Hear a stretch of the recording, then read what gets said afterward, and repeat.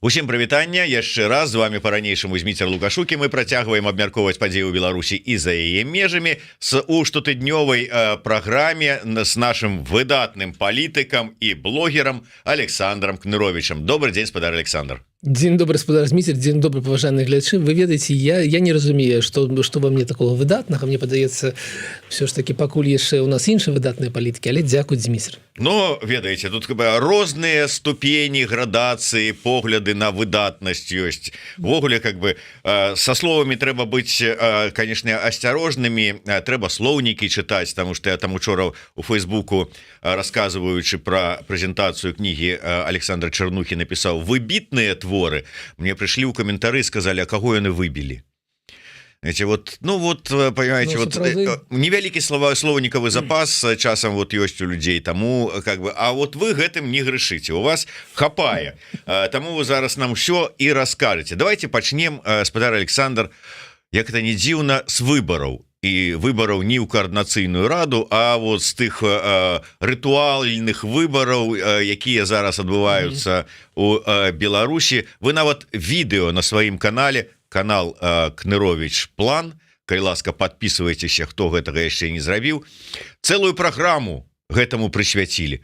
Чым яно вам так цікава, раскажыце вы мне? Ну, ведаеце, у сённяшнім, у учорашнім выпуску мы зрабілі, я, например, прысвечана выбарам, але мне падаецца, што Зміцер не глядзеў. Учорашняга не глядзеў, шчыра прызнаюся. Таму што там, ведаеце, на вокладке там ёсць Ганна Канапанская, але... Всё, можна далей не гаварыць. Зразумела, чым цікава, да? Але іншыя людзі, гэта, ведаеце, там Арнольд Шварценеггер, Кім Чен Ін, Клінт Іствуд і нават Гітлер. Нават Гітлер. І вчорашняе відео мы распавядалі, вырашылі, паколькі ў Беларусі ўсё роўна не адбываецца нічога цікавага на гэтых выбарах. Я не ведаю, напэўна, мы можам прадказаць колькасць гэтых самых адсоткаў, якія намалююць. Я лічу, што у меня есть такая логіка, што меней за 87% быць не можа, а можа быць будзе 90. Чаму? Таму што нельга ж нарысаваць нашаму дряваму Олегу 5%. Ён уже будзе ганарыцца. Таму трэба падцягнуць лічбу самога Лукашенка як мага далей. Но мне гэтаму прысвечаны выбары, нічога цікавага ў іх няма. І таму мы ў гэтым выданні распавядалі пра то, якія ўвогуле бывалі выбары ў розныя часы, ў розных краінах, і наколькі наша сённяшняя сітуацыя, сённяшняе становішча найгоршае. Наколькі яна найгоршая. Ну і распавядалі, як адбываюцца выбары ў Паўночнай Карэі, як адбываліся выбары калісьці там у гэтага Дювалье дыктатара. На дзіва, іранскія выбары значна больш дэмакратычныя, чым у нас. Там таксама Аяталла прызначае кандыдатаў, але якія гэта кандыдаты? Калі б гэта было па-нашаму, то гэта была б Качанова, Кубракоў, Круты, там Мясніковіч, напрыклад. То бок там 5 дазволеных кандыдатаў, але яны ўсе з'яўляюцца нейкімі персонамі, а не гэтымі ноунеймамі, як у нас. Вось. І гэта былі б цікавыя выбары, калі б беларусы маглі выбіраць паміж дазволенымі, але Качанавай і там Дмітрыем Крутым. Вось каго б выбралі?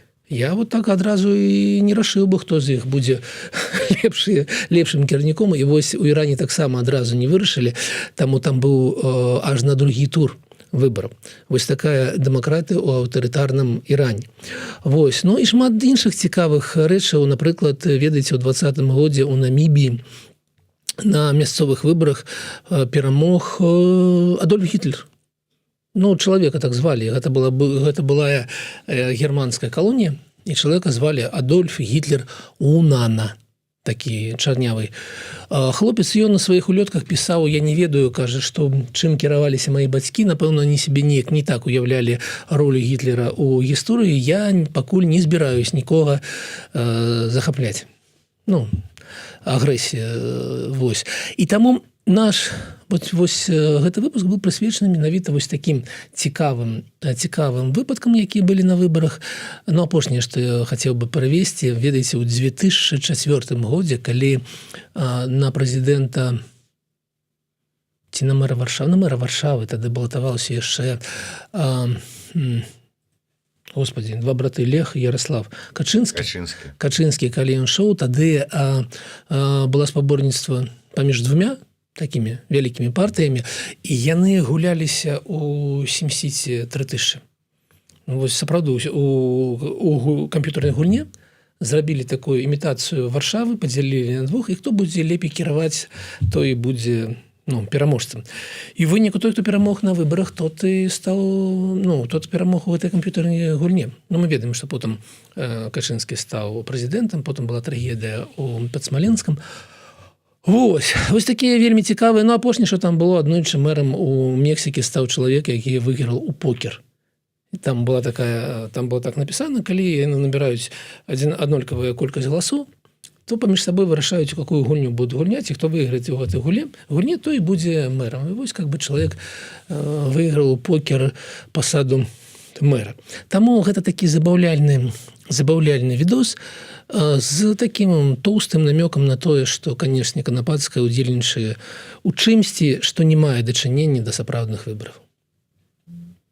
Я боюсь нават спытацца, што ж гэта вам, на што вы намекаеце, але насамрэч я тут падначыў спадара Александра, я гэты відэо яго глядзеў, просто я прывыкшы да таго, што ён у нас з кожнага прасу, як некаторыя жартуюць, і я ўжо думаў, што можа ён там яшчэ адно нейкае, а там вашу жартачку пра тое, што гэтых, як там, конкурентаў Лукашэнкі назваць міньёнамі, лепей не будзем, каб там не мацюкацца. Я, конечно, адзначыў жарт удалы. Добрыя прыклады пра там чым-небудзь там пра у гульню якую сыграць, там што-нибудь. Уяўляеце колькі магчымасці, ведаеце? Да, колькі уяўляеце сабе, застаюцца скажем, другі тур там, ці там ужо другі тур скончыўся нічым і трэба выбраць, а застаюцца Лукашенко і Гайдукевич. А в якую гульню бы прапанавалі бы? Дик-пик. Не в хоккей же. Дик-пик. Дик-пик. Гульня Дик-пик. Да. Олег? Змитер на твоем боку. Как говорится, да. Просто тут уже человек с досвидом, уже профессионал. Да, уже в неким сенсе. А там, знаешь, аматор еще не умея карыстацца с этими всеми социальными сетками. Зараз я зразумеў, чым ён праковыряў гэтую дзіру на плакаце. Боже мой, так это было одразу зразумело, спадар Александр. Как-то вы не в трендах. Так, видите, адукацыя не дазваляе. Да. Ведаеце, але па шчырасці, я калі убачыў вокладку гэтага вашага відэа і зразумеў, што гэта будзе пра выбары, ўсё ж такі эканаміст, прынамсі чалавек, які эканамічныя пытанні разглядае, я чакаў, што будзе ўсё ж такі з эканамічнага пункту гледжання разглядацца гэтая кампанія, колькі яна каштавала там беларусам, умоўна кажучы, там, і гэтак далей, ці трэба нам такія траты, што-нибудь, як вы любіце ў сваім стылі. З эканамічнага пункту гледжання вы вырашылі ўвогуле этую гульню не... Яна вельмі танная кампанія. То бок, калі мы паглядзім... Калі кожная капейка, як кажа Лукашенко, трэба лічыць, то можа і варта ўжо адмовіцца, як Турман Ігароня прапаноўвае даўно, што там, нейкія там ўсё адно там на хлебушак будзе. Справа не ў грашах, бо калі б не было Лукашенко, у Беларусі было б зараз ВУБ у 2 разы болей, гэта 70 мільярдаў долараў за год. І вось пытанне, там выбары каштуюць некалькі мільёнаў.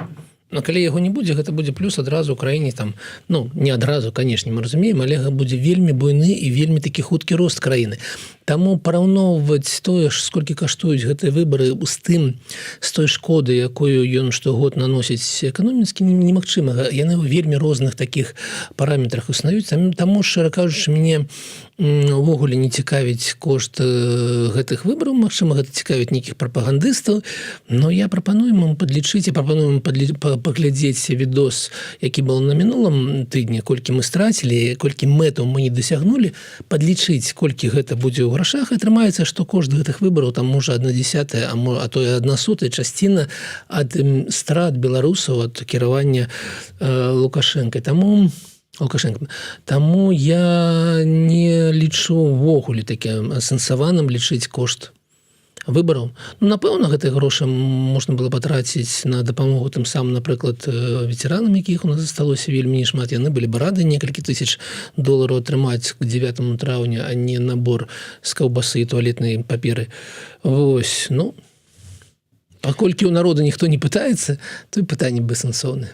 Да, дарэчы, у народа шмат пра што не пытаюцца, акурат такі вось ёсць тэма, нам пытанне задаюць наконт вот таксама адной ініцыятывы, пра якую не пытаюцца, але я трошачку звярнуся, працытую нашых гледачоў, якім спадабалася ваша ідэя вырашаць, хто стане кіраўніком Беларусі праз там пэўныя гульні. Прапануюць ужо тут розныя варыянты. У Беларусі гуляюць у хакей і пераможца лічыць сябе кіраўніком. Херня ваш покер, патрыятычна трэба вырашаць толькі руская рулетка, гульня ў дурака на распрананне. Ну, карацей кажучы, усяго што заўгодна тут прапануюць. Ну ці хто лепш пакажа на картах, адкуда з 4 направленняў рыхтуецца нападзенне. Я удзячны ўсім, хто напісаў свае каментары, бо я так разумею, што ідэя зайшла, і калі б мне была такая магчымасць, я б зараз галасаванне зрабіў бы за ўжо вельмі шмат добрых. А вот давайте звернемся до нашага СММ адмыслоўца, можа быць, ён тут хутенька замуціць такую галасавалачку, якія там выбраць некалькі самых таких арыгінальных і патрыятычных ідэй і запуліць такую галасавалачку. Ну, мне цікава, ведаеце, мы разумеем, што такое руская рулетка, да? Гэта, собственно, гульня на жыццё. А калі б гэта была беларуская рулетка, то гэта што было б? Тое самае, але там бульбай. А не, бульба у нас не шмат. Бульба не ўрадзілася на 30%, на 25% меней, чым у мінулым годзе, таму забарона на вываз, таму вы кудысьці не туды пайшлі. Не, так это ж все застаецца ў межах дзяржавы. То есть нікуды не вышпурліваецца. То есть далёт просто вот у лоб апаненту, не далей. Ну, ведаеце, вось мы згадалі вы бульбу, а мы разумеем, што зараз забарона на вываз бульбы ў бок Расіі, атрымалася, што бульба найбольш падаражэла і ў Расіі, і ў Беларусі. У Беларусі она падаражэла на 32% за год, а ў Расіі на 92% за год. Таму з бульбай прапаную ўжо не жартаваць. Але на падыходзе новые рашэння, новые эпахальныя рашэння ў рамах саюзнай дзяржавы. Ведаеце, міністр Марх Богданов з'ехаў у Казахстан, але на яго месца заступіў другі вельмі цікавы чалавек, і у нас забарона на вываз зараз пяску. Вот в Беларусі забаранілі вываз песку і вот камня, граніта, ну камень на гэты, на помнікі. Ось, калі раней был такі свабодны вываз, то зараз ужо ўсё, як і бульба па асабістых аднаразовых ліцэнзіях. Вось. Я вот, не разумею, как бы. Вот вы не разумеете, а я адразу сходу пролічыў дзеянні і планы ось чыноўнікаў. Яны ж думаюць нават не на 2, а на 8 крокаў наперад. Песок – гэта цэмент. Ну, адзін са складнікаў цэмента. Заводаў у нас много. Украина разрушаная.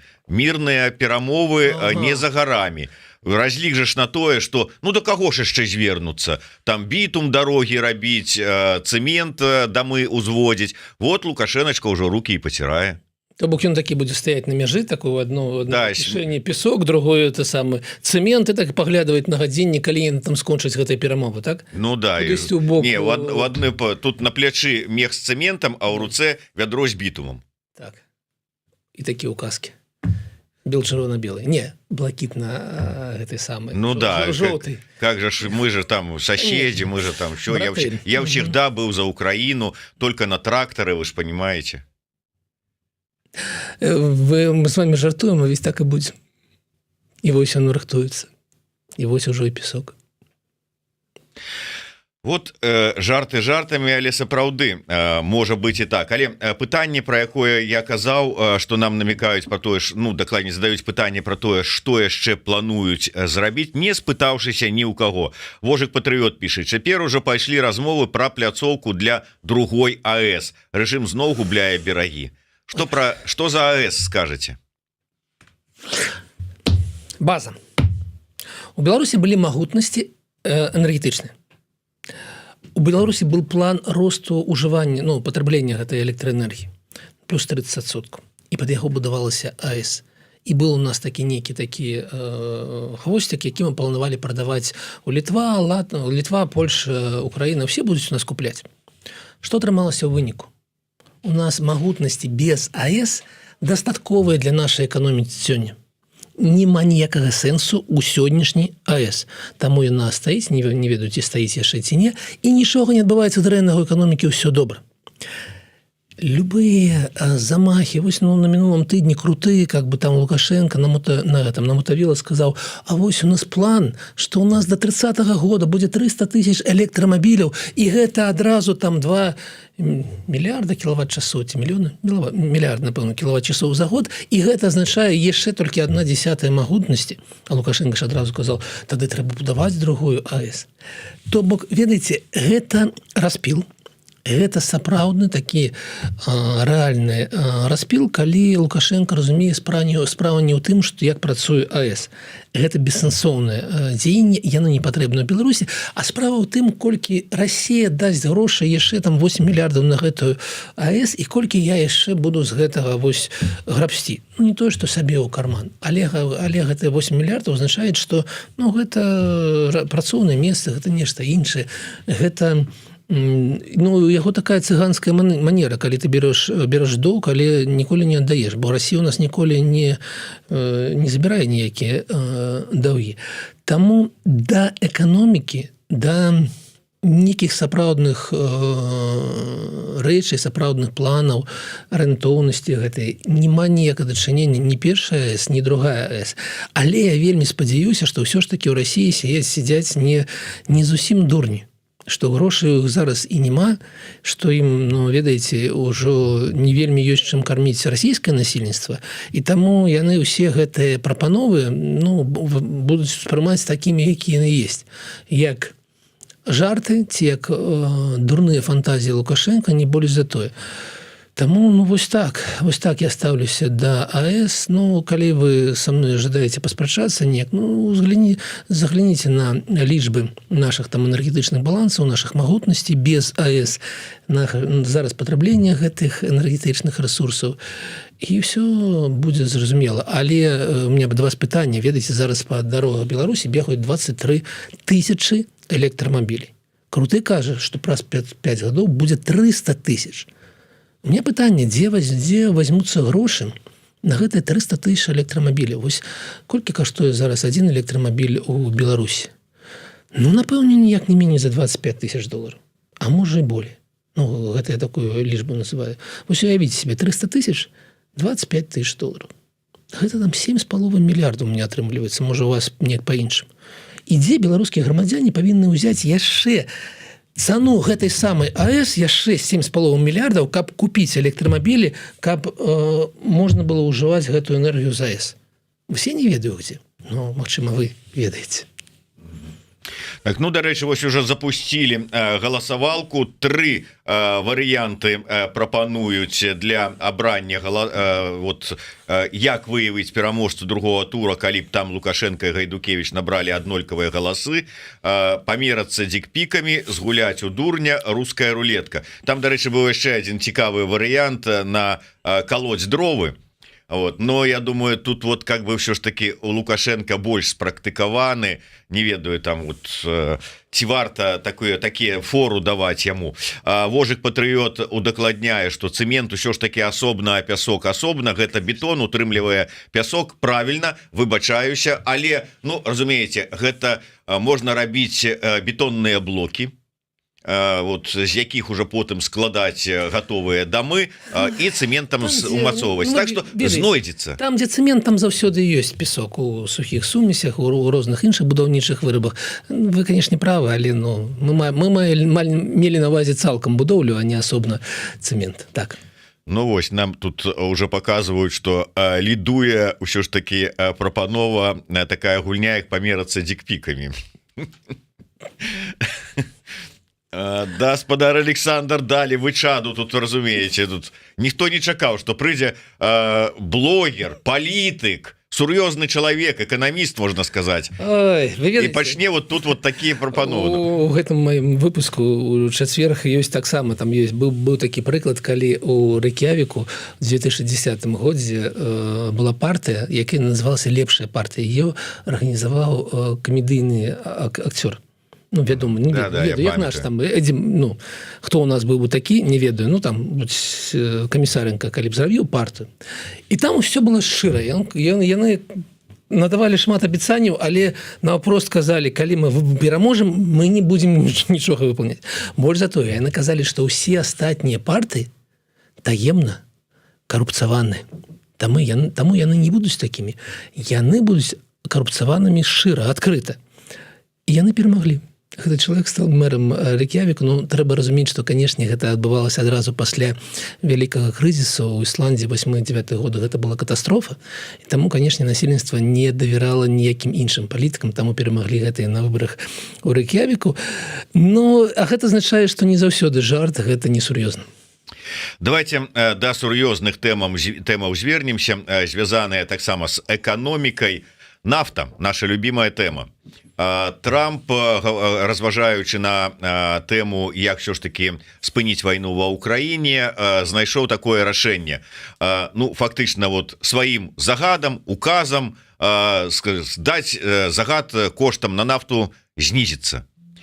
Ну, можа, яно гучыць так троху смешна, а можа і не смешна, таму што ён ужо там пагаварыў нібыта з гэтымі прынцамі, с ОАЭ, там, дзе там яшчэ тыя там пагадзіліся там ці зменшыць кошты, ці павялічыць здабычу нафты, што это ўплывае. Да нават адныя словы, заявы Трампа пра гэта паўплывалі на кошт барэля.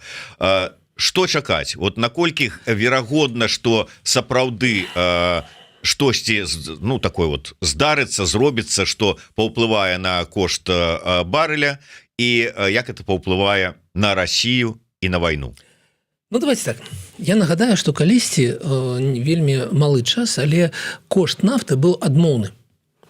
То бок, каб атрымаць, то есть ты мог забраць себе нафту і яшчэ атрымаць некалькі долараў у плюсе. Чаму? Таму што тады было вельмі шмат гэтай, умоўна кажучы, нафты, недзе было яе захоўваць, не было танкераў і так далей. Таму з нафтай можа адбыцца ўсё, што заўгодна, але калі ўсё ж таки казаць сур'ёзна, давайте узгадаем себе трошки эканамічнай гісторыі. У 85-м годзе весной, Зміцер, памятай, напэўна, да ўлады прыйшоў Гарбачоў і адкрыў бюджэт, там нічога няма.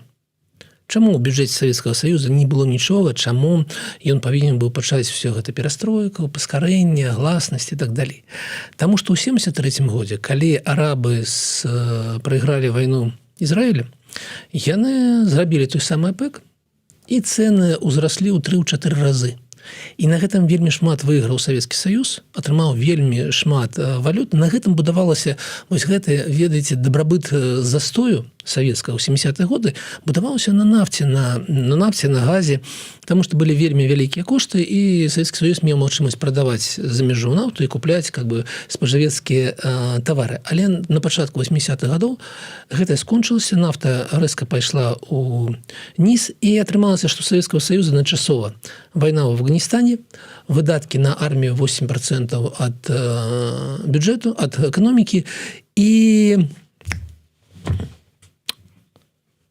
гэта самае соем стратэгічная абаронная ініцыятыва, то есть змаганне з Амерыкай за гэтае самае, за хто больш зробіць гэтых самых ваоружэнняў. Вось, што мы бачым зараз? Амаль такую ж карціну, амаль такое ж спалучэнне фактараў. Вайна ва Ўкраіне, 8% ад эканомікі, ну, трохі меней у сённяшнім уже у гэтым годзе Пуцін павінен выдаткоўваць на вайну, і таксама кошт нафты можа вельмі на гэта уплываць. Ці можа гэта зрабіць Трамп? Ну, зараз Амерыка, наколькі я памятаю, найбуйнейшая краіна па нафце у свеце. Калі не памыляюся, трэба падняць гэтая лічба, але яна вельмі буйная, гэта буйны экспарцёр, не так, як было калісьці на пачатку 80-х гадоў. І таму, калі ён зробіць тое, што ён абяцае, а ён абяцае бурыць, і дабываць гэтую нафту, дабываць газ, уплываць на кошты, калі ён зробіць нафту ніжэйшую за $50 за тонну для России, то гэта будзе азначаць адмоўна страты бюджэту, і, канешне, у России не будзе тых грошай, якія зараз яны выдаткоўваюць на вайну ва Ўкраіне. Але мы разумеем, што Путін гэта не Брежнев, не Черненко і не Гарбачоў. Гэта чалавек, які ў гэтых умовах скажуць расіянам, а гэта значыць, вы будете менш есці. Але я выбачаюся, што перабіваю, Так. просто адразу ну фактычна амаль што адразу пасля вось гэтай заявы Трампа учора позна вечарам там з'явіліся нават кароткія відэо, што Пуцін з Падмаскоўя тэрмінова картэжам сваім там выехаў у Крэмль, а сёння раніцай Пескоў заявіў, што Пуцін гатовы да сустрэчы да тэрміновай там ці там да хуткай сустрэчы з Трампам. Это рэакцыя ці не? Ну, я не ведаю, наколькі гэта можа быць рэакцыя, таму што вось гэта размова, то есть Трамп звярнуўся да Пуціна з ультыматум. Ці ты сканчаеш вайну на маіх умовах, не на тваіх умовах, а на маіх умовах.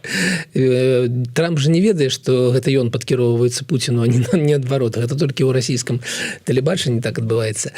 Вось. Ці мы пачынаем вось гэты дзень, але гэта не адзін дзень, не тыдзень, гэта месяцы і годы. Гэта месяцы і годы, таму я ніколі ну, у меня няма давера да таго, што Пуцін вось гэта атрымаў гэты ультыматум і паехаў у Кремль. Мне падаецца ўсё ж такі ён больш спакойны чалавек, ці можа ён на нервах уже з-за Украіны. 3-й год сканчаецца 3-дзённай вайны і эканоміка у яго такая уже не вельмі добрая. Но я не веру, што гэта ён паехаў і так зараз усё будзе. Але ён чакае перамоў, ён чакае і так я чакаю гэтых перамоў. Таму што я ўпэўнены, што не будзе ніякага выніка адразу, што гэта будзе ну, два пацана з піцерскай гэтай падваротні, как па-расійскі сказаць. То бок гэта такая размова адзін на пантах, другі на пантах. І першае, што іх будзе, гэта ну, за сталом яны павінны пасварыцца. І толькі потым вельмі доўга, магчыма, прыйдуць к нейкаму паразуменню не сяброўству, але паразуменню ўзаемных інтарэсаў. Яны будуць вельмі не такія, як сябе ўяўляе Пуцін, і вельмі не такія, як сябе ўяўляе Трамп. Дамовіцца ці не, я не ведаю, але Трамп такі нацэлены такі на перамогу. Паглядзім, што будзе. Але я падкрэслю. Цана на нафту як на зброю у яго ў руках. Гэта абазначаць некаторыя страты і для эканомікі ЗША, але гэта тое, што чым ён сапраўды кіруе. І ўжо зараз у Расіі буйныя праблемы з гэтым іх шэрым флотам, які быў там амаль 100 караблёў, якому зараз адмаўляюць ва ўходзе ў разныя парты, і там Панама і некаторыя яшчэ краіны кажа, не, вы больш не будзеце плаваць па гэтым флагам, бо у нас санкцыі ЗША і так далей. Ужо зараз ёсць вялікія праблемы, таму я вельмі чакаю, як сапраўды будуць развівацца падзеі, але гэта не будзе падкрэслена ні сцэнар Трампа, ні сцэнар Пуціна. У любом выпадку шмат спадзяванняў у ну, назовем так цывілізаваным свеце, што калі будзе ўзмацненне пашырэння санкцыйнага ціску на Расію, то гэта прымусіць яе ўсё ж таки ну можа быць перагледзець сваё стаўленне да гэтай вайны. Наколькі гэта апраўданае? Не на 1%. Таму што гэтыя развагі сыходзяць з пункту гледжання, што ну, што Расіяй кіруюць нейкі звычайны чалавек, які ну, знаходзіцца ў адэкваце. Што ён, пабачыўшы, што ў яго насельніцтва на 20% падзе ўзровень жыцця, ну, ніжэй за беларускі, будзе неяк на гэта рэагаваць. Я ўпэўнены, што ён жыве в уяўленні, што расійскі народ – гэта яго рабы, халопы, што ўзровень іх жыцця, там праблемы халопаў не хвалююць, уладальніка палаца ў Геленджыкам, уладальніка гэтай аквадыскатэкі і ўсяго астатняга. І таму я зусім у меня няма веры ў тое, што нейкія эканамічныя праблемы могуць чамусьці Пуціна прымусіць, но больш за тое, ну, гэта бандыцкая такая мафіозная філасофія, і на прымус ён будзе шукаць нейкіх нетрывіальных крокаў. У мяне такі погляд на свет, таму не трэба глядзець на Пуціна як на, не ведаю, прэзідэнта Дуду, ці нават на Лукашэнку. Лукашенко ўсё ж такі ў гэтым сэнсе больш адэкватны. І ведаеце, у яго пры ўсім там, што ён дыктатар і ўсё астатняе, але ён думае, таксама ён лічыць народ сваімі халопамі, але ўсё ж такі неяк думае аб тым, як гэта адаб'ецца на народзе. Дарэчы, калі вось кажам про эканамічны дабрабыт, ўсё ж таки тое, што адбываецца, ну, не агулам там, не ў глыбіні эканоміцы беларускай, а з заробкамі. Ўсё ж таки на ваенных заказах атрымалі, ну, шмат заказаў і заробкі падвысілі людзям, асабліва з улікам недахопаў кадраў, вот все это выросла. Людзі задаволеныя. То есть вот настрой, заробак уплывае на стаўленне да, ну, то есть да палітычнай нейкай такой рэакцыі на падзеі. Слухайте, вось была апошняя пытанка Рыгора Астапені, Chatham House, напэўна, да? І там был такі падзел беларусаў на некалькі часцін. Там амаль траціна была такіх пролукашэнкаўскіх. Вось уплывае на іх заробак? Не уплывае. Яны любяць Лукашэнку за вось гэтае адчуванне амаль Савецкага Саюза і все астатняе. Ёсць 40% такіх, як бы доказаць, нераўнадушных, нейтральных. На іх, напэўна, нешта неяк уплывае. А ёсць яшчэ там амаль 30%, частка з іх эканамічна незадаволеныя і, магчыма, не ёсць нейкі ўплыў. А частка гэта дэмакратычна арыентаваны. Ну, сколькі трэба заплаціць чалавеку дэмакратычна арыентаванаму, каб ён пагадзіўся на адсутнасць свабоды? Ну, ніколькі. Ну, то есть гэта не звязаныя паміж сабой рэчы. Таму вось гэта падвышэнне заробкаў, якое сапраўды існуе, ну, гуляе, уплывае на частку насельніцтва, ну, але ж, ну, трэба разумець, што яно не натуральнае і што ў нас ёсць такі вялікі інфляцыйны, ведаеце, задзел. Я бы чакаў ўсё ж таки ў гэтым годзе значна больш інфляцыі, тым больш, што яны збіраюцца адпускаць кошты, таму што яны бачаць, што адбываецца дыспарытэт паміж Беларусію і Расіяй. Трэба забараняць вываз вольны з Беларусі да Расіі тавараў, а гэта азначае канец саюзнай дзяржавы, таму яны знаходзяцца ў такіх, ведаеце, незручным стане. І гэта падвышэнне заробкаў, якое было, яно даб'ецца інфляцыі. Давайте дачакаемся лета гэтага года, і мы не будзем ужо размаўляць пра гэты фактор. Дарэчы, калі мы кажам пра курсы валют, таксама вот вы дадзіце такі ж самы зараз параду. Давайте дачакаемся. Слухайте, я калісьці как бы пажартаваў наконт, кто-то мне пытаў у якасці перадачы, што ну вось у чэрвені будзе, ну калі вы ўж пытаеце, ну няхай сябе уявім, пафантазуем, будзе 5. І мне зараз за язык кожны раз на гэтым ловіць. А ты ж казаў, што з чэрвеня, ну гэта я казаў уже про 25-й год, што будзе 5. Ну гэта, канешне, жарт. Гэта жарт. Зараз мы маем сколькі там, трохі меней за 3,5. Беларуская эканоміка працуе ў мінус. У нас за 11 месяцаў было мінус 660 мільёнаў адмоўныя сальда. Гэтай лічбы пакуль недастаткова, каб казаць пра вялікі крызіс менавіта у Беларусі і казаць пра тое, што заўтра ўсё рухне. Не рухне, больш-менш все збалансавана, а калі не збалансавана, то будзе вельмі павольны такі рух. Але 356 раз падкрэслю, у эканоміцы Расіі все вельмі дрэнна. І яна, ну, мы не ведаем колькі, не тыдні ці месяцы, але там павінен быць нейкі выбух, таму што, ну, у такім стане, як зараз, яна не можа працаваць доўга. Больш за тое, ведаеце, на мінулым тыдні з'явіліся звесткі, што расійскі Цэнтрбанк мяняе гэты састаў карзіны для разлічэння інфляцыі. То бок оттуда, напрыклад, квіткі на самалёты уже там іх не будзе. Чаму? Таму што яны даражэюць значна хутчэй за афіцыйную інфляцыю і негатыўна ўплываюць. Гэта азначае, што яны збіраюцца хаваць інфляцыю, хаваць паказнікі. Вось, а гэта зноў азначае, што там все вельмі недобра, і калі прылеціць з Расіі, прадказаць не можа ніхто. Таму што, ну, вось сёння Трамп сказаў вось гэта, вось там 100 танкераў плаваюць невядома дзе. Умоўна, не лавіце мне за 100, может там 66. Так, но вось такія уплывы, вось такія інтэрвенцыі, яны могуць і павінны паўплываць на неустойлівасць курса у Расіі. У меня есть толькі такое, ведаеце, ну, не то, что фантастычна, а такое полупалец потолок. Про уяўленне, што гэта можа быць там адсоткаў на 30, і гэта 30% могуць прыляцець і да нас. Могуць прыляцець, калі ў Расіі будзе прыляцець абавязкова, але калі як гэта будзе, прадказаць сёння не можа ніхто. Вось я так доўга размаўляю, кажучы зноў пра тое, што курс будзе расці хутчэй за інфляцыю, хутчэй за дэпазіты ў беларускіх банках, за кошт дэпазітаў вы нічога не выйграеце, но далей вось такія развагі трэба сачыць за тым, што адбываецца ў Расіі.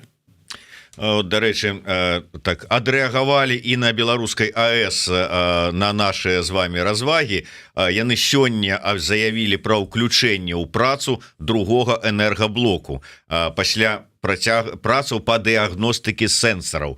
Дарэчы, это вот працы па дыягностыкі сэнсараў працягваліся роўна 50 дзён. То есть вот 50 дзён не выпрацоўвала электраэнергію. Як ведаеце, як гэта прыгожа звучыць, працы па дыягностыкі сэнсараў.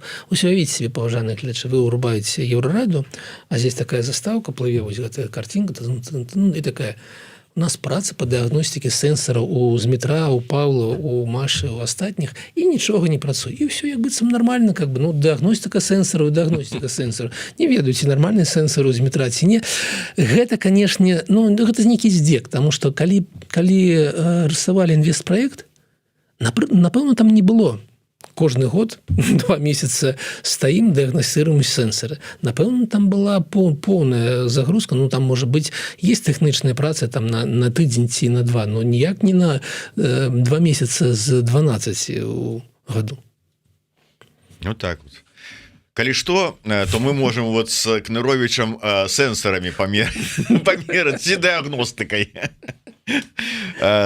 Господа Александр, давайте да яшчэ адной сур'ёзнай тэмы з Трампам звязанай і таксама эканамічнай. Вось гэта яго замарозка на 3 месяцы праектаў па падтрымцы і дапамозе розных вот там накірункаў. Калі казаць вот ўсё ж таки там, я разумею, што можа быць гэта шмат каму там зараз там, ну скажем так, непрыемна, але Беларусь калі браць беларускі накірунак, вот для беларускага там, ну, на дзяржаву уже не ідзе нічога даўно, але вот грамадзянская супольнасць для іх, наколькі гэта будзе такі сур'ёзны і заўважны удар. Слухайте, калі перамог Трамп, на наступны дзень я напісаў артыкул, пост у Фейсбуку, які называўся «Інвентарызацыя». Я напісаў тым, што нас чакае інвентарызацыя адносін паміж адміністрацыяй і беларускай дэмакратычнай супольнасцю. Нават Франак прыйшоў у каментары, напісаў, што, мол, гэта не дасягненне, гэта не справа там дэмакратычных там менавіта палітыкаў, а наша агульная справа, як мы будзем справаздачыцца перад амерыканцамі. Вось. І вось зараз інвентарызацыя гэта адбудзецца. Як не дзіўна, прагнозы у жыцці. Мы разумеем, што грошы, якія атрымліваюць дэмакратычная супольнасць беларуская, некамерцыйныя арганізацыі і ўсе астатнія, гэта, ну, зусім іншыя грошы, чым напісаныя у еўразвязе ў нейкіх паперах ці у Амерыцы, калі яны кажуць, што мы выдаткавалі вось столькі, то атрымалі беларускія арганізацыі значна менш. Так? А амерыканскія грошы – гэта палова падтрымкі. Другая палова – гэта еўрапейскія грошы. Гэта азначае, што на 90 дней гэтая падтрымка спыняецца, напэўна, спыняецца. Але для мяне, ведаеце, пытанне, яна зараз спынілі яе, ну, яна будзе, праз некаторы час будзе адноўлена, будзе некая лічба. Для мяне не ў гэтым пытанні. Вось паслязаўтра будуць, у панядзелак у нас будзе афіцыйны вынік як быццам выбараў, і гэта будзе азначаць, ведаеце, пераход у новы палітычны сезон. Як бы не намагаліся казаць, не старонка не перагарнута, не, мы ўсё яшчэ жывём у 2020 годзе, ўсё роўна гэта некая новая рэчаіснасць, і ў гэтай новай рэчаіснасці трэба вырашаць, як жыць далей. Не 1, 2 ці 3 месяцы, а наступныя 5 год. Таму што, ну, чорныя лебедзі, конечно, могуць прыляцець, і абставіны такі могуць быць розныя, але яны могуць быць розныя ў розны, вельмі розны бок, і таму вось уся наша дэмакратычная грамадзянская супольнасць павінна вырашаць для сябе, як яна жыве цалкам. А не на вось там на 3 тыдні, на 3 месяцы ці на, ведаеце, на год. І гэта вялікае пытанне, колькі застанецца у нас СМІ. Я вельмі спадзяюся, што з Еўрарадыо нічога не адбудзецца, што мы будзем далей працаваць. Вялікае пытанне, колькі застанецца ў нас актыўных палітыкаў, бо, ведаеце, у нас мы зараз бачым Латушка, якому я учора падзякаваў за працу па прыцягненні Лукашэнкі да адказнасці. Мы публічна паціснулі адзін аднаму рукі. У нас ёсць... Всё, мир? Калі добра, тады добра. Далей паглядзім. У нас ёсць Ціханаўская, якая, як сказаў Шрайбман, робіць толькі частку працы лідара дэмакратычнага руха. Гэта частка дыпламатычная, але яе яно робіць добра. Пытанне ў тым, што ёсць іншыя часткі. Вось. І, напэўна, болей нікога і не будзе за актыўных дэмакратычных палітыкаў за мяжой. Вось. І так далей. Вось гэтая самая інвентарызацыя будзе і ў астатніх накірунках. Таму пытанне вось тое, што нам трэба бегчы марафон і разлічваць гэтыя сілы не на тыдзень, не на 3 тыдні, а вось на гэтыя 5 гадоў. Таму нейкая падтрымка будзе. Вельмі спадзяюся, што яна далей будзе больш эфектыўная, чым тое, што адбывалася раней. Не будзем нікога крытыкаваць. Да 26 студзеня пытанне датычнае, але з іншага боку. Александр, офіс Ціханаўскай заклікаў беларусаў у Варшаве і Вільні выйсці на маршы 26 студзеня. Як лічыце, ці варта выходзіць, ці лепш застацца дома і не выказваць сваю падтрымку Ціханаўскай?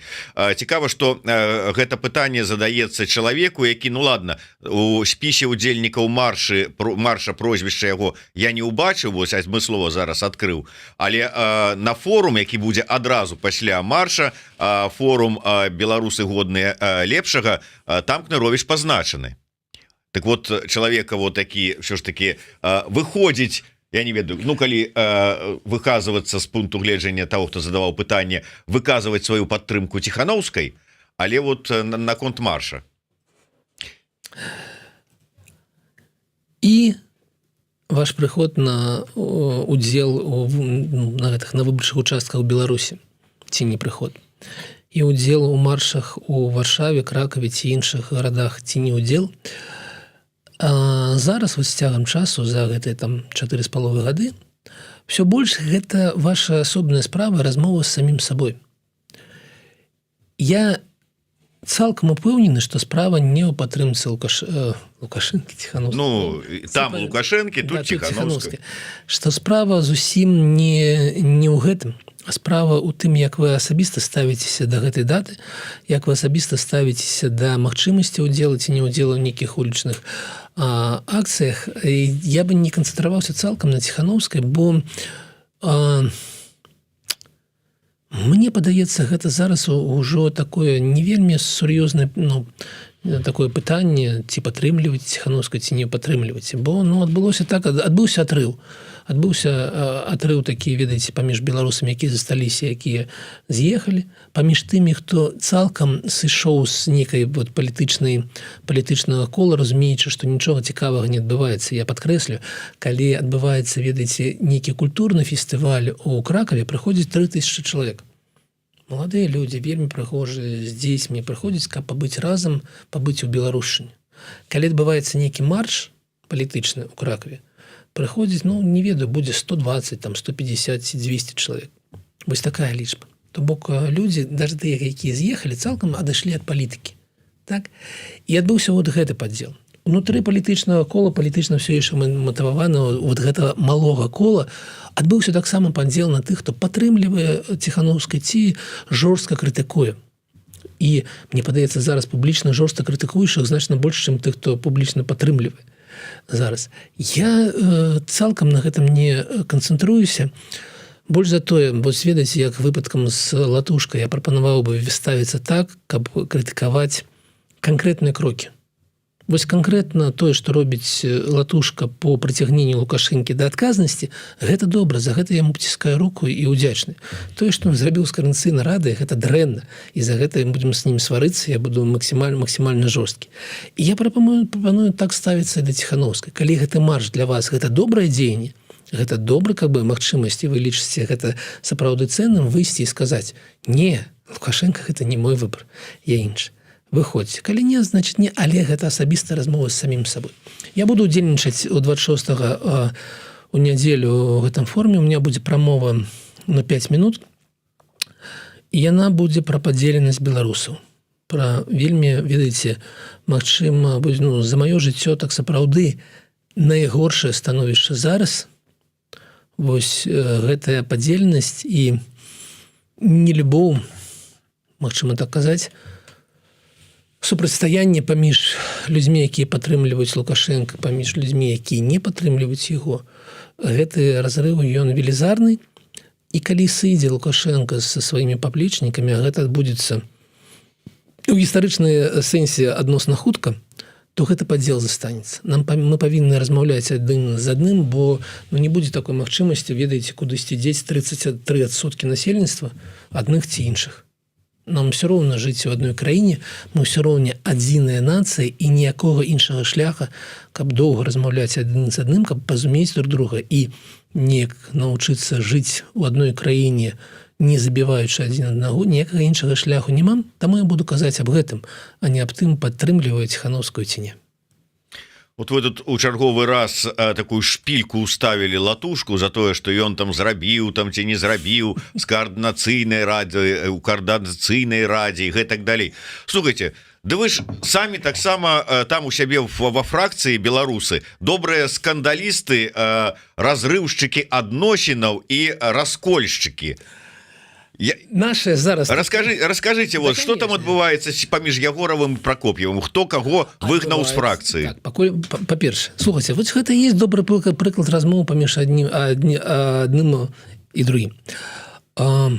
Ёсць, з цягам часу высветлілася, што ёсць розныя меркаванні, рознае стаўленне да вельмі такіх сур'ёзных пытанняў. Так?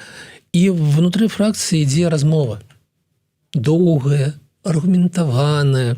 Гэта працягваецца ўжо 2 месяцы і будзе працягвацца яшчэ некаторы час. Больш за тое, у нас была прапанова, ну раз уже такая у нас там размова, раз настолькі розныя меркаванні, так можа мы зробім гэта публічна. Бо гэта вельмі цікава, як людзі застаюцца ў адным блоку, у адным как бы палітычным кантэксце, але па-рознаму ставяцца да розных нішэй. Таму гэта рэчы. Таму гэта вось той самы прыклад таго, што мы размаўляем, ніхто нікога не збіраецца там выганяцца фракцыі. Ну, гэта было б бессэнсоўна пакуль, але, ну так, у нас есть вельмі такія буйныя такія спрэчкі і гэта такі цікавы працэс. Ну, працэс размовы, пакуль ніхто нікога не выгнаў. Ну, я вярнуся да каардынацыйнай рады. Вы ўзгадывалі учорашняе пасяджэнне, што паціснулі нават руку Латушку. Кажыце, тут да вас як да палітыка пытанне. Латушка прызнаў, што вось гэты зварот Літвы ў міжнародны крымінальны суд іншыя краіны не падтрымалі. Гэта што азначае? Ну, ведаеце, гэта ўсё ж такі палітычны крок, а не юрыдычны. То бок, вось гэты зварот з боку Літвы, удзел нашых дэмакратычных колаў у гэтым, і гэтая справа, яна цалкам палітычная. Літва, дзякуй ей, дзякуй іх структурам, яна была матывавана вось у такіх кроках, у такіх напрамках. Іншыя краіны лічаць, што няма юрыдычных падставаў, ці не лічаць для сябе как бы таким вартасным вось такі падыход, разлічваючы потым аднавіць адносіны і так далей. Так, гэта іх інтарэсы, яны вось так дзейнічаюць, але гэта не азначае, што трэба спыняць намаганне ў гэтым накірунку. Вось. І ведаеце, што яшчэ мяне на гэтых слуханнях уразіў даклад Александра Ракіцкага. Я вельмі раю, калі вы з ним не знаёмы, яго пачытаць, таму што гэта такі 37, напэўна, сторонак. Гэта былы пракурорскі работнік, не ведаю на якой пасадзе, але гэта такой вельмі добра зробленае з юрыдычнага, ну як мне падаецца, з юрыдычнага боку абвінавачвання ў бок Лукашэнкі. Па пунктах з разборам, з такой, ведаеце, з кваліфікацыяй по крымінальнаму кодексу. І калі я ўчора задаў пытанне, якое выцягнулі жоўтыя слівы, дзякуй вам за прасоўванне слуханняў, ці займаецца нехта зборам доказаў. Ну, доказаў шмат. Мы разумеем, што доказаў існуе злачынства Лукашенка, існуе і публічнай прасторы шмат, але трэба, каб хтосьці іх как бы сабраў там у 40 гэтых самых папак, каб гэта было, ведаеце, абвінавачанне у нас уже ёсць, ну, на падставе публічных звестак, а трэба сабраць такой юрыдычны такі камплект. Чаму? Мне падаецца, гэта вельмі такая патрэбная справа. Ну, калі будзе акенца магчымасці, таму гэта адразу будзе гатовая такая угалоўная справа, крымінальная справа, якая не трэба будзе разглядаць некалькі гадоў. Александр Ракіцкі зрабіў добрую прафесійную справу. Я першы раз бачыў такі сапраўды такі, вось ведаеце, падыход, экспертны падыход. Вось. Ну, а ва ўсім астатнім, чаму я паціснуў руку цалкам, Латушка? Таму што ён робіць гэтыя крокі, на іх рэагуюць з таго боку. І калі нейкія спецслужбы ці прапагандысты займаюцца тым, што рэагуюць на гэтыя крокі, Латушку, у іх няма часу на рэпрэсію ў бок іншых. Таму, чым больш такіх намаганняў, тым лепей для, ну, цалкам для будучыні Беларусі. Наш глядач, я так разумею, з Украіны пад нікам Кром піша, ну, з нагоды марша і форуму, які будзе адбывацца ў Варшаве, і не толькі ў Варшаве, на 26 студзеня пішам: запрасіце ў Варшаве дыаспору нашую, будзе і больш, і цікавейш. Ну, я не ведаю, ці былі там такія афіцыйныя запрошанні альбо не, але наколькі я ведаю, беларуская дыаспора і разам з украінскай дыаспорай даволі актыўна супрацоўнічаюць. Я просто выдатна ведаю, што, скажем, у беларускім цэнтры солідарнасці і працуюць, і выхоўваюцца, і вучацца дзеці не толькі беларусаў, але і украінцаў. То есть беларускія ініцыятывы адкрытыя. У беларускім моладзевым хабе таксама бяруць удзел і беларусы, і украінцы на роўных. Музычнай школе, беларускай музычнай школе імя Равенскага ў Варшаве таксама вучацца і беларускія дзеці, і украінскія на роўных умовах. Так што я абсалютна за тое, каб украінцы далучаліся да такіх беларускіх мерапрыемстваў. Ну, тут мы-то за, а там уже да арганізатараў пытанні, дасылалі яны нейкія такія запрашэнні. Дзякуй за прапанову. У Кныровича отрыв полный. Он готов сидеть еще 5 лет, видосики снимать. Ему свобода не нужна. Он не готов к ней. Ну, это пишет Владимир Кисляк, який постоянно настойвае про необходность узброенного супротива, формования бригад военизованных, узброения Абрамсами с Хаймарсами и как бы как там, Кобрынский плацдарм. А вы готовы вот видосиками змагаться только, да? Ну, ведаеце, я не лічу, што я... Па-першае, калі мы кажам пра змаганне, то, конечно, тыя людзі, якія зараз ваююць ва ўкраіне, непараўнальныя з тым, што раблю я. Зразумела. Калі б была сапраўдная магчымасць вось вырашэння пытання свабоды Беларусі вось такім узброеным чынам, я был бы першы за. Але я ўпэўнены, што зараз яе няма ўвогуле. І калі мы будзем ставіцца да гэтага сур'ёзна, мы разумеем, што няма ніводнай краіны, якая бы была згодна на тое, што на яе тэрыторыі будуюцца ўзброеныя сілы беларускай апазіцыі. Няма ніводнай краіны, і гэта такая фантазія, якая змінае мысліць рацыянальна. Але калі я вам не падабаюся, калі вам не падабаюцца мои погляды, калі вам не падабаецца тое, што я кажу, у вас ёсць магчымасць пераключыцца на Бульбу, напрыклад, і слухаць Сергея Бульбу, так? Ці Зенона Пазняка. І там вы знойдзеце для сябе людзей, якія падобныя па вам па погляду на свет, у вас не будзе гэтага расчаравання. Дзякуй вялікі. На жаль, трэба завяршаць нашу размову. Ці можна паказаць вынікі нашага жартаўлівага галасавалкі, але, як то кажуць, у кожным жарце ёсць доля жарту. Ёсць там, дзе там выведзеце на экран, калі ласка, вынік, каб мы тут са спадаром Александром, ну, ці пасмяяліся, ці з захапленнем пабачылі гэтыя вынікі. Хто каго? яго закрылі вось я бачу таким чынам ну ўсё ж таки з невялікай перавагай, але памерацца дикпікамі перамагае 38%, руская рулетка 36 і згуляць у дурня 25%. Вось так павінен быць другі тур, ведаеце, мы ж не ведаем, колькі людзей, якія выказаліся за згуляць дурня, будуць за дикпік, поэтому пераносім вырашэнне на другі тур на наступную пятніцу.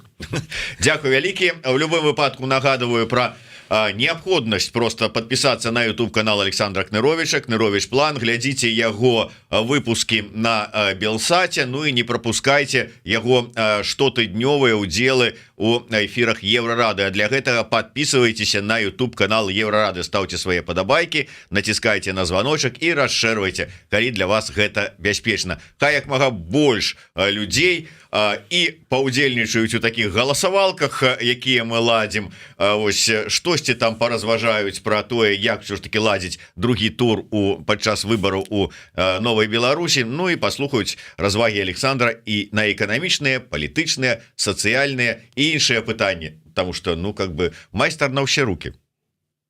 Назар Гайдукевичу. Мы абмяркоўвалі з камандай будучыню канала Кнырович План, і была прапанова ўсё ж таки зрабіць старонку песен под гітару. Магчыма, гэта так і будзе. Вот так. Наступным разам прыйду з гітарай. Наступны раз план Кнырович План будзе праспяваны под гітару. Я только не ведаю, як ён будзе экспромты рабіць у адказ на мае пытанні под гітару. Ну, как заўсёды будзе нейкі там то шансон пайдзе так, што ж ты фраер здал назад, то можа нешта з беларускага. Я буду молиться і сэрцам і думамі, распятую буду молиться душой, каб ну і так далей. Вось так вось. Дзякую вялікі. Александр Кнырович, Зміцер Лукашук былі з вами в эфіры. Слухайте, глядзіце, подписывайтеся. Жыве Беларусь. Жыве вечна. Дзякуй.